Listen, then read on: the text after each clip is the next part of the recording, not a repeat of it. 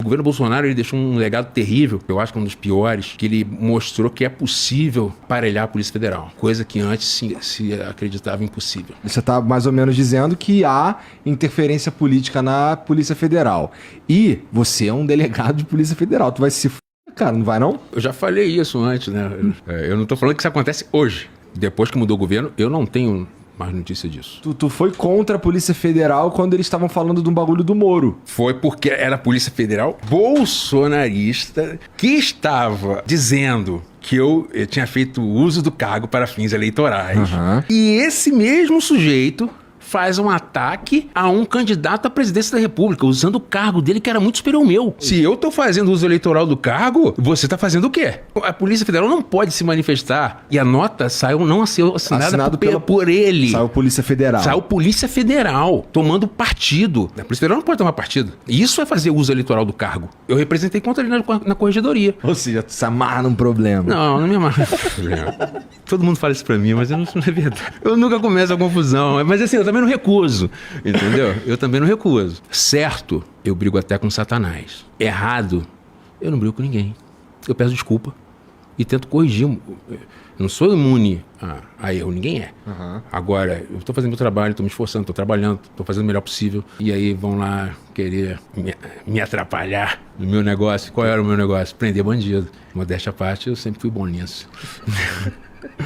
E não foi só em crime ambiental. Eu trabalhei contra a milícia, corrupção. Trabalhei em praticamente todas as áreas da polícia. Porque quando saiu a primeira operação, a IP amarela, era uma narrativa muito ruim contra o trabalho. Mas foi engraçado que, inicialmente, o governo e as Forças Armadas comemoraram a operação.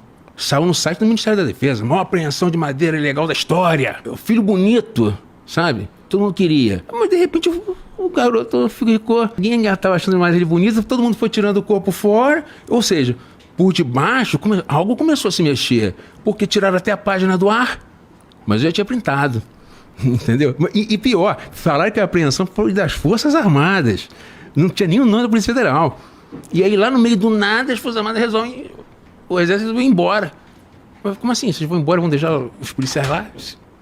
Os caras saírem de lá pra se meter com uma parada que era claramente ilegal, assim, baseada em documentos, baseada em dados, em foto de satélite, não sei o quê. A pressão que eu suponho que o Salles sofreu pra ir lá interferir deve ter sido muito grande. Assim, se você tava como estava, embasado que aquela parada ali era ilegal, o cara pular nessa bala, ou ele é maluco, ou ele tem uma pressão e uma motivação muito forte pra estar ali. Ele achou que... Realmente, assim, cargo de ministro é muito... Poderoso, né? Poder, né? Mas eu tinha do meu lado a verdade. E eu não estava disposto a abrir mão disso. E eu sempre falei para os delegados que trabalhavam comigo, com os policiais que trabalham comigo, eu não fiz concurso para superintendente, eu fiz concurso para delegado. Eu estou aqui no cargo. E vou ficar enquanto isso estiver dentro dos meus princípios morais. Eu não vou fazer qualquer coisa para permanecer sentado na cadeira de superintendente de jeito nenhum. E eu já estava há 10 anos, eu era o superintendente mais antigo da Polícia Federal. O que aconteceu no final das contas com essa madeira?